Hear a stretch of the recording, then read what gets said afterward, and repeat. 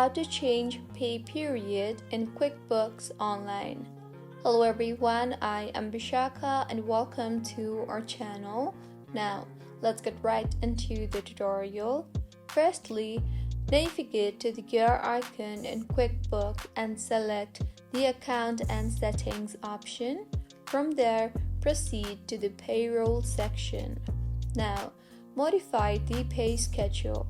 Tap on the pay schedule option and here you can make the necessary changes to the pay period.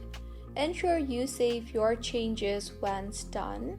And now, if you wish to modify the pay period for specific employees, go to the Employees tab under the Payroll menu and select the employee's name and then tap on the Edit Employee option and choose the desired pay schedule from the drop-down list.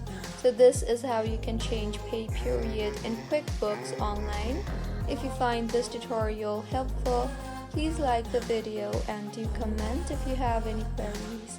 Also, do subscribe to our channel for more helpful tutorials like this. See you on the next one.